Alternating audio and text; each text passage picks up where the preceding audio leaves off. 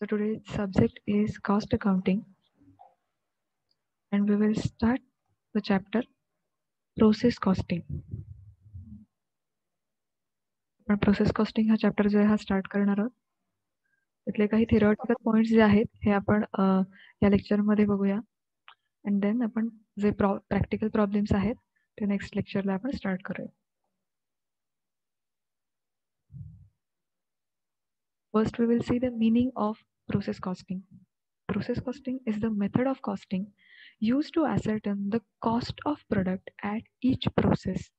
See, process costing या नावावरूनच समजतं की प्रोसेस कॉस्टिंग मध्ये काय आहे तर प्रत्येक प्रोडक्टला प्रोड्यूस करण्याची किती कॉस्ट इथे इन्कर्ड होते ते आपल्याला इथे फाइंड आउट करायचंय ॲट ईच प्रोसेस. एखादं फायनल प्रोडक्ट प्रोड्यूस होण्यासाठी त्याला वेगवेगळ्या डिफरंट प्रोसेसेसमधून त्याला जावं लागतं. फर्स्ट प्रोसेसमध्ये डायरेक्ट जे मटेरियल आहे त्याच्यावर काही प्रोसेस करण्यात येते. देन सेकंड प्रोसेसमध्ये जे स्ट्रक्चर आहे ते त्या प्रोडक्टचं बनतं. थर्ड प्रोसेसमध्ये जर ते फायनल प्रोडक्ट जे आहे तयार सुद्धा होत असेल. सो जशा प्रकारची इंडस्ट्री आहे, जशा प्रकारची कंपनी आहे, त्यांनी ज्या प्रोसेस डिसाईड केल्या त्या प्रोसेसमधून प्रत्येक प्रोडक्टला जावं लागतं. अँड देन फायनली जे फिनिश गुड्स आहेत, जे फिनिश प्रोडक्ट आहे ते आपल्यापर्यंत पोहोचतं.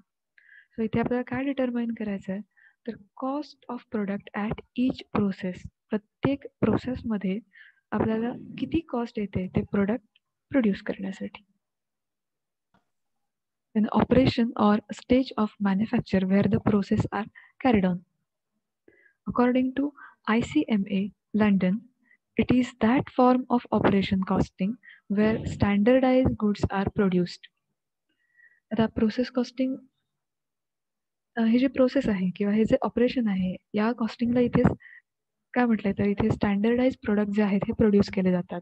होमोजेनियस प्रोडक्ट म्हणजे एकाच प्रकारचे जे प्रोडक्ट्स आहेत तर ते इथे प्रोड्यूस केले जातात. Standardise product.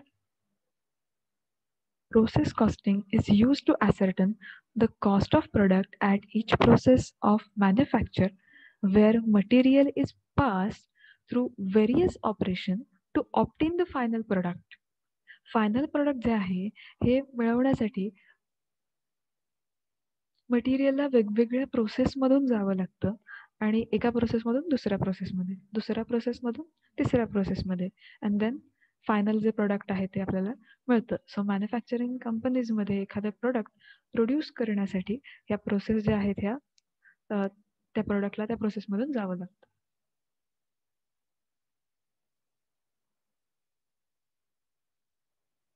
सो इथे मिनिंग ह्या पॉइंटमध्ये आपल्याला काय लक्षात घ्यायचं आहे तर आपल्याला काय डिटरमाइन करायचं तर cost of product at each process. प्रत्येक प्रोसेसमध्ये ते प्रोडक्ट बनवण्यासाठी आपल्याला किती कॉस्ट इन्कर्ड करावी लागते हे आपल्याला फाइंड आउट करायचं आहे. आणि एक इम्पॉर्टंट पॉईंट म्हणजे जे प्रोडक्ट आहे हे वेगवेगळ्या प्रोसेसमधून पास होऊन फायनल प्रोडक्ट जे आहे हे आपल्याला मिळतं. ॲप्लिकॅबिलिटी. This method of costing is used by those concerns which manufacture articles of uniform standards. एक युनिफॉर्मिटी असते तिथे प्रोडक्शन घेण्याची. सो इथे ते प्रोडक्ट जे आहेत हे प्रोड्यूस केले जातात. So these concerns manufacture articles on continuous flow basis.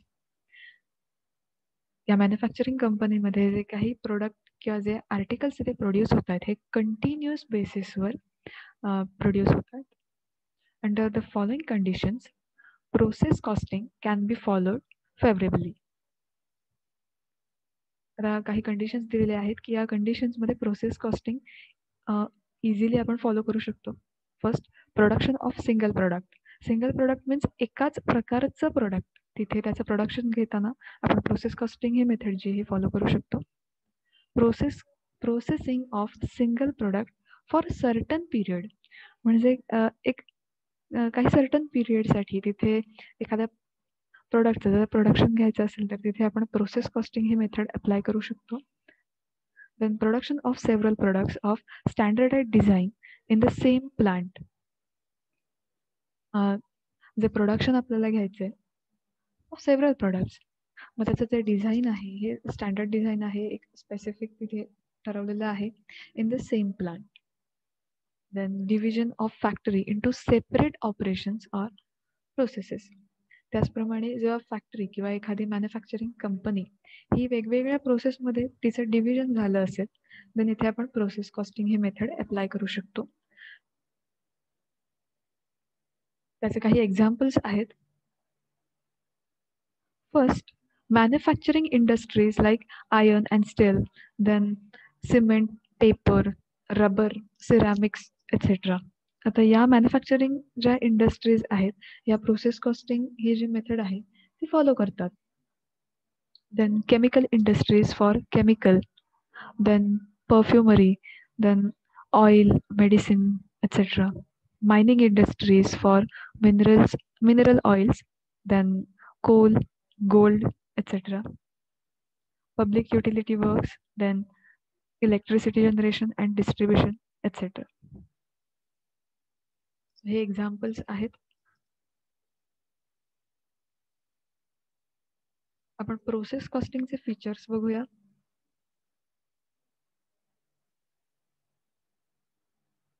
Features of process costing. The characteristics of process costing are as follows. First, the factory is divided into different processes which are the cost centers. See, process costing मध्ये जे final product आपल्याला बनवायचं आहे तर त्यासाठी different प्रोसेसमधून त्या प्रोडक्टला जावं लागतं. सो इथे फॅक्टरीमध्ये ज्या ज्या प्रोसेस आहेत यांचं डिवायडेशन केलेलं असतं. मग आणि तिथे आधी ठरवलं जातं की एखादं प्रोडक्ट फर्स्ट कोणत्या प्रोसेसमध्ये जाणार आहे, देन नेक्स्ट प्रोसेस कोणती असेल, देन नेक्स्ट त्या प्रोसेसमधून आल्यावर ते कोणत्या प्रोसेसमध्ये जाणार आहे. सो हा जो फ्लो चार्ट आहे हा आधीच डिसाईड केलेला असतो आणि त्याचप्रमाणे फॅक्टरीमध्ये ह्या प्रोसेस ज्या आहेत यांचं डिवायडेशन केलेलं असतं. A separate account is maintain for each process. त्या प्रोसेसमध्ये जे काही आउटपुट त्यांना मिळालेलं आहे, आता एखादं जे मटेरियल आहे ते फर्स्ट प्रोसेसमध्ये गेल्यावर जे आउटपुट मिळाले तर त्याचं वेगळं अकाउंटिंग ठेवलं जातं. देन फर्स्ट प्रोसेसमध्ये जे आउटपुट मिळणार आहे हे सेकंड प्रोसेसमधलं इनपुट आहे. सो सेकंड प्रोसेसचं अकाउंटिंग वेगळं तिथे मेंटेन केलं जाणार आहे. देन ते सेकंड प्रोसेसचं जे आउटपुट त्यांना मिळेल ते थर्ड प्रोसेसचं इनपुट असणार आहे. सो तिथे वेगळं अकाउंटिंग मेंटेन केलं जाईल. So separate account is maintain for each process. प्रत्येक प्रोसेससाठी सेपरेट अकाउंट इथे मेंटेन केलं जातं. All costs direct and indirect are recorded for each process separately. आता प्रत्येक कॉस्ट प्रत्येक अकाउंटमध्ये प्रत्येक ज्या काही कॉस्ट त्यांना लागतात मग त्या डायरेक्ट कॉस्ट असतील किंवा इनडायरेक्ट कॉस्ट ज्या काही लागतात तर त्यांचं सेपरेट अकाउंटिंग केलं जातं. They are recorded for each process separately. प्रत्येक प्रोसेससाठी ज्या काही डायरेक्ट इनडायरेक्ट कॉस्ट इन्कर्ड झालेल्या आहेत यात त्यांचं सेपरेटली रेकॉर्डिंग केलं जातं. The production is continuous and the final product is the end result of series of processes. मग हे जे प्रोसेस कॉस्टिंगमध्ये ज्या ज्या वेगवेगळ्या प्रोसेस आहेत की ज्या प्रोसेसमधून फिरून ते प्रोडक्ट येत आहे, जेव्हा फायनल प्रोडक्ट मिळणार आहे तो एंड रिझल्ट आहे या सगळ्या प्रोसेस कॉस्टिंगचं. These are the features. अजून काही फीचर्स आहेत ते आपण बघूया. The output of one process becomes the input of next process. First प्रोसेसमध्ये जे काही आउटपुट मिळतंय, जे काही प्रोडक्ट जेवढं आउटपुट मिळालं असेल ते सेकंड प्रोसेसचं इनपुट आहे आणि जे सेकंड प्रोसेसमध्ये आउटपुट मिळालं असेल ते थर्ड प्रोसेसचं इनपुट आहे. सो असंच करून जे फायनल प्रोडक्ट आहे, जे फिनिश्ड प्रोडक्ट आहे हे आपल्याला मिळणार आहे. The sequence of operations for processing the product is specific and predetermined. आता एखादा प्रोडक्ट फायनल प्रोडक्ट मिळण्यासाठी फर्स्ट मटेरियल जे आहे हे मटेरियल कोणत्या प्रोसेसमध्ये टाकलं जाईल, कोणत्या प्रोसेसमध्ये फर्स्ट त्याला घेतलं जाईल, देन कोणती प्रोसेस असेल हे प्री डिटरमाइन केलेलं आहे, आधीच ठरवलेलं आहे की हे प्रोडक्ट जे आहे हे फायनल प्रोडक्ट मिळण्यासाठी त्याला कोणकोणत्या प्रोसेसमधून जायचं आहे, त्याला कोणकोणत्या प्रोसेस ज्या आहेत ह्या पार करायच्या आहेत, त्यात किती डायरेक्ट किंवा इनडायरेक्ट कॉस्ट ज्या आहेत ह्या लागणार आहेत हे सगळं आधीच तिथे डिटरमाइन हे केलं जातं. So the sequence of operation of processing of the product is specific and predetermine. Different products with or without byproducts are simultaneously produced at one or more stages. आता प्रोसेस कॉस्टिंग मधला पुढचा part आहे by product. ते आपण हा चॅप्टरचे आपण जे problems solve करू तेव्हा हा पार्ट आपल्याला येणार आहे. So different products with or without byproducts are simultaneously produced at one or more stages. जर एखाद्या प्रोडक्ट बरोबर दुसरं एखादं प्रोडक्ट सायमल्टेनियसली प्रोड्यूस करायचं असेल बाय प्रोडक्ट तर ते त्या आणि त्यापेक्षा जास्त ज्या काही प्रोसेस आहेत त्यामध्ये प्रोड्यूस केलं जातं. Controllable and avoidable wastage may usually arise at different stages of manufacture. आता जे काही कंट्रोलेबल किंवा अवॉइडेबल वेस्टेज आहे हे डिफरंट प्रोसेसमध्ये आपल्याला अराईज होणार आहे. कंट्रोलेबल आणि अवॉइडेबल वेस्टेज मीन्स आपल्याला ज्याच्यावर कंट्रोल आहे किंवा आपण जे अवॉइड करू शकतो अशा प्रकारचं जे वेस्टेज आहे हे डिफरंट स्टेजेसमध्ये अराईज होणार आहे.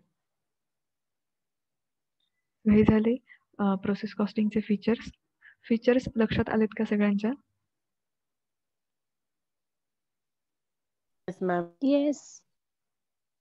ओके.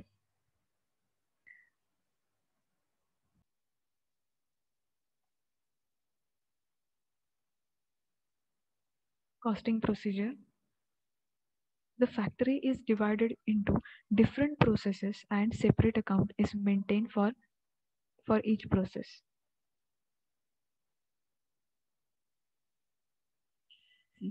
फॅक्टरी जी आहे ही वेगवेगळ्या प्रोसेसमध्ये डिवाइड केलेली आहे आणि प्रत्येक प्रोसेससाठी वेगळं वेगळं अकाउंट, प्रत्येक प्रोसेससाठी सेपरेट अकाउंट हे मेंटेन केलं जाणार आहे.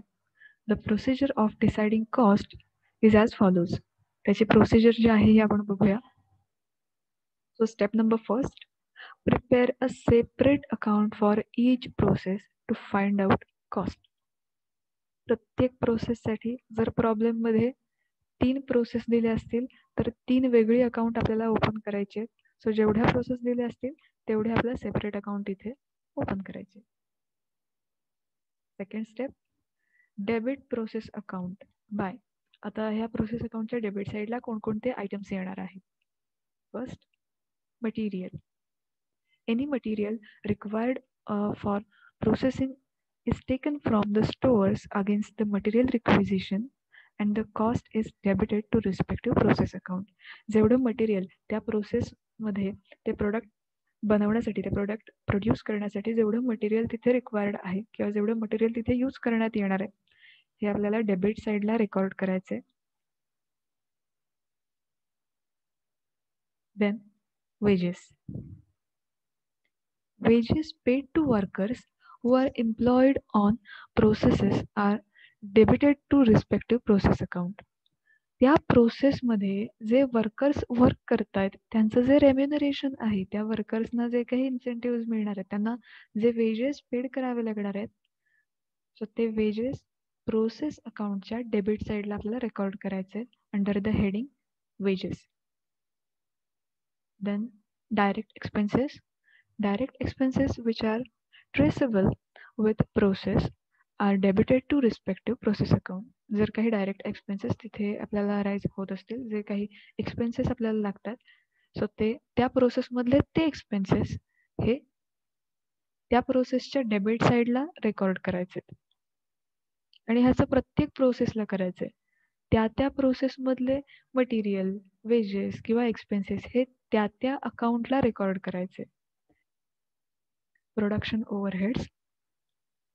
All indirect materials, indirect labour, indirect factory expenses should be apportion into each process on appropriate basis. जे प्रोडक्शन ओव्हरहेड्स दिले असतील प्रॉब्लेममध्ये तर ते सुद्धा प्रोसेस अकाउंटच्या डेबिट साईडला रेकॉर्ड करायचे.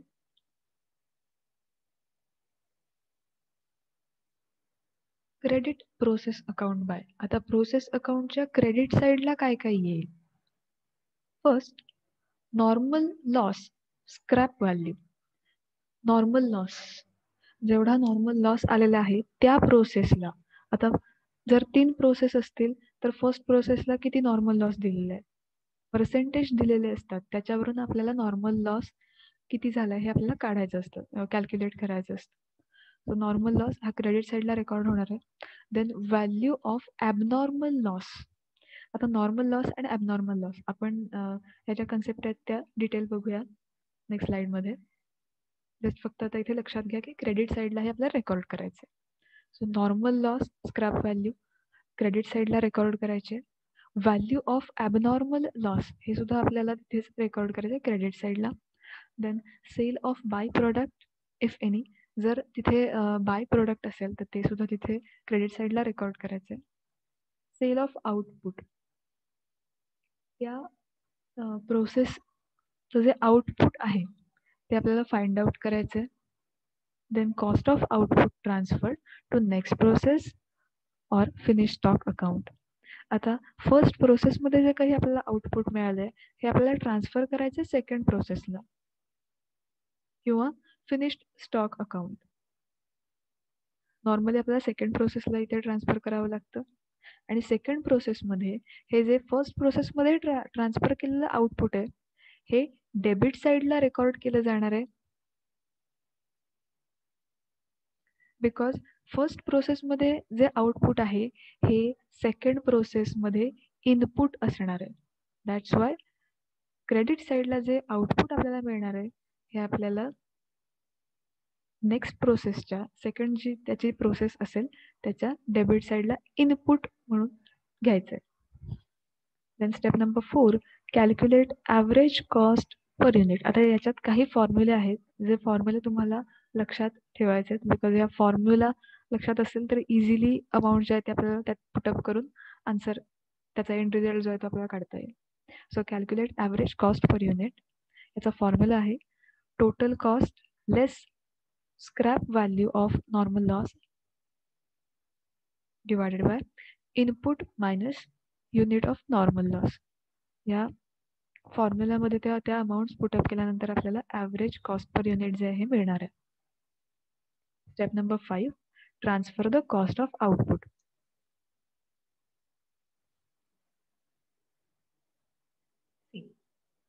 इमेज सगळ्यांना विजिबल आहे का?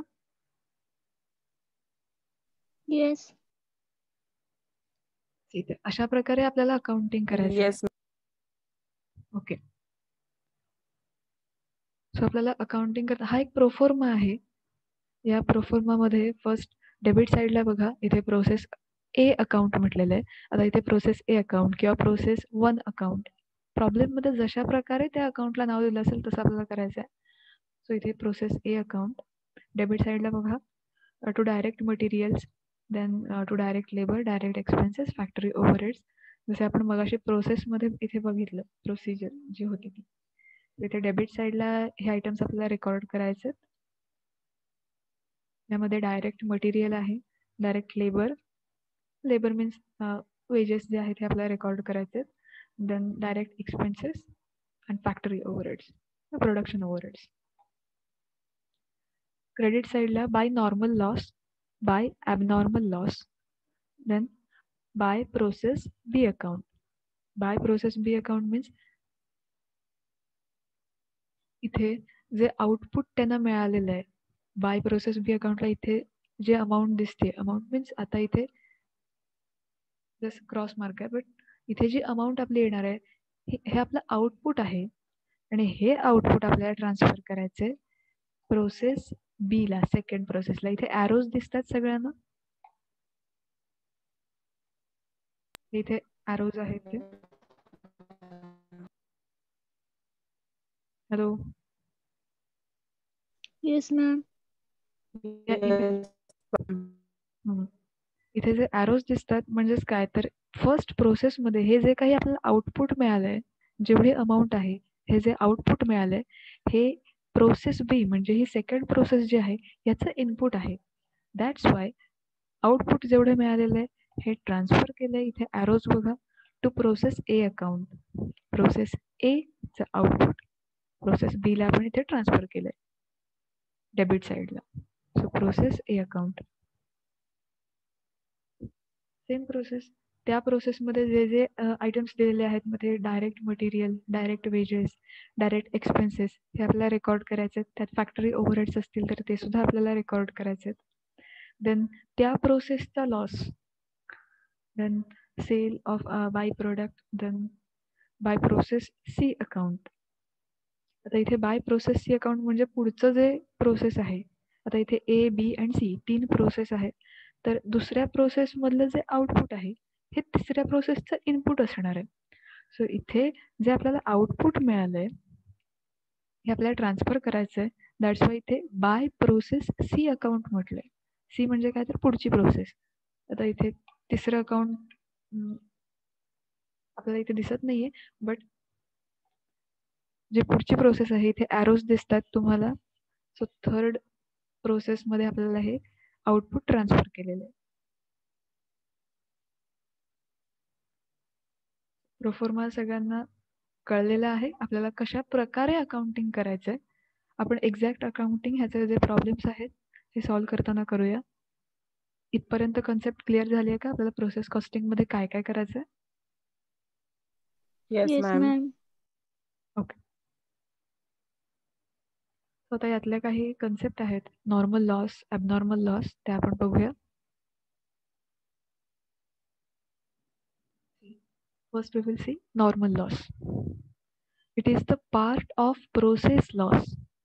Process loss म्हणजे त्या प्रोसेसला आलेला लॉस जो काही आहे तो, which is caused under normal circumstances. असा लॉस की जो नॉर्मल सर्कमस्टन्सेस मध्ये आलेला आहे, नॉर्मल लॉस. आणि त्या त्या प्रोसेसचा लॉस हा वेगळा, म्हणजे फर्स्ट प्रोसेसमध्ये आलेला लॉस जो आहे त्याचे पर्सेंटेज दिलेले आहेत, सेकंड प्रोसेसमध्ये तितका लॉस आलेला आहे. Then it is inevitable loss and it cannot be avoided. हा जो नॉर्मल लॉस आहे हा आपण अवॉइड नाही करू शकत. It does occur in spite of the measures taken by the management. हा जो नॉर्मल लॉस आहे हा येणारच आहे, म्हणजे हा आपण अवॉइड नाही करू शकत किंवा हा इनेविटेबल आहे. It is also referred as a non controllable loss. याच्यावर आपला कोणताही कंट्रोल नाहीये. For example, loss due to evaporation. वाफ होऊन काही गेलं, म्हणजे बाष्पीभवन इथे झालं, तर हे काही इव्हॅपोरेशन आपण थांबवू शकत नाही, किंवा हा लॉस जो आहे आपण कंट्रोल नाही करू शकत, किंवा हा काही अवॉइड नाही आपण करू शकत. सो असे जे काही लॉस आहेत की जे आपण अवॉइड नाही करू शकत, त्यावर आपला कोणताही कंट्रोल नाहीये. So that is normal loss, non controllable loss और unavoidable loss. That is normal loss. याचं एक बेस्ट एक्झाम्पल म्हणजे loss due to evaporation. Mostly objective क्वेश्चनला बरेचदा येतं की नॉर्मल लॉस जो आहे म्हणजे हा कंट्रोलेबल आहे, नॉन कंट्रोलेबल आहे, किंवा अवॉइडेबल आहे की अनअवॉइडेबल आहे. सो हे लक्षात घ्या. नॉर्मल लॉस जो आहे it cannot be avoided and it is non controllable loss. यावर आपला कोणताही कंट्रोल राहत नाही, आपण हा अवॉइड करू शकत नाही.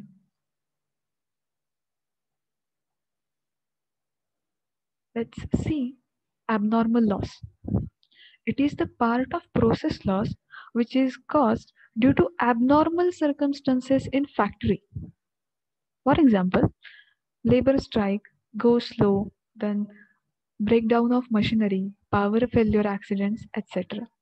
आता हा जो abnormal loss आहे याचे जे सर्कमस्टन्सेस आहेत हे ॲबनॉर्मल सर्कमस्टन्सेस आहेत.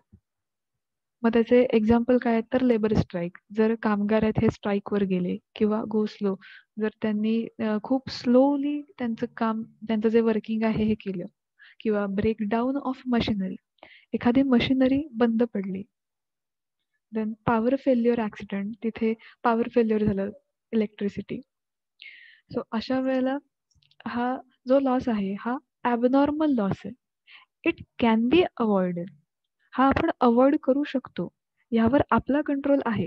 आता लेबर स्ट्राईक, जर आपण लेबरना चांगली ट्रीटमेंट दिली, त्यांचे जे काही प्रॉब्लेम्स आहेत ते आपण सॉल्व्ह केले, किंवा त्यांच्या ज्या काही डिमांड्स आहेत, त्यांच्या ज्या रिक्वायरमेंट आहेत त्या आपण फुलफिल केल्या, तर लेबर हे स्ट्राईकवर जाणार नाहीत.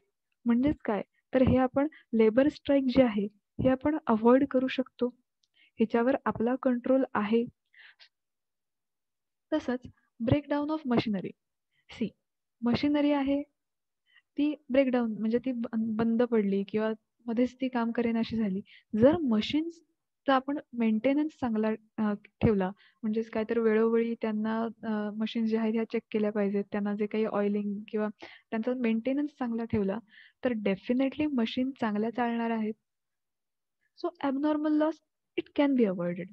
आपण हा कंट्रोल करू शकतो, आपण हा अवॉइड करू शकतो. म्हणजे ह्याच्यापासून होणारे जे काही हे लॉस आहेत, लेबर स्ट्राईक, हे आपण थांबवू शकतो किंवा ब्रेकडाऊन ऑफ मशिनरी हे सुद्धा आपण कंट्रोल करू शकतो थोड्याफार प्रमाणात, जर आपण मशिनरी चांगल्या मेंटेनन्स ठेवलं तर. So that's why abnormal loss is avoidable. आपण हा लॉस थांबवू शकतो, अवॉइड करू शकतो. It can be control by the management by taking proper precautionary measures. जर आपण व्यवस्थित प्रॉपर प्रिकॉशन्स घेतल्या तर या प्रकारचे होणारे जे लॉस आहेत हे आपण नक्कीच थांबवू शकतो. Am I right?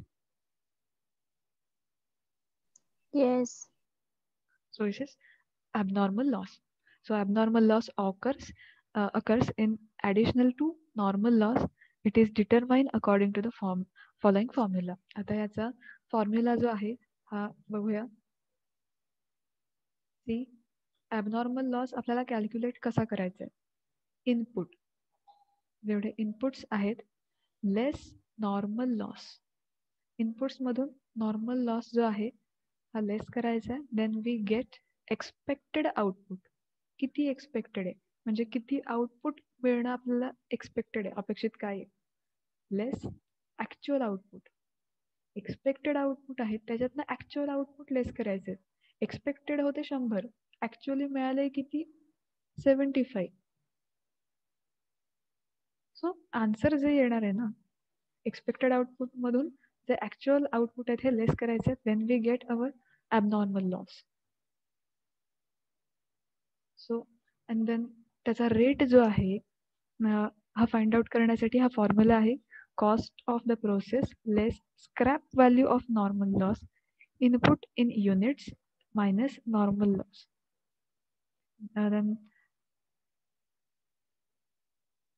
हे जे फॉर्म्युला आहे हे आधी बघून ठेवा. आपण प्रॉब्लेम सॉल्व्ह करू तेव्हा ह्याचा ॲक्च्युअल कशा प्रकारे आपल्याला हे अप्लाय करायचं हे आपण तेव्हा बघूया.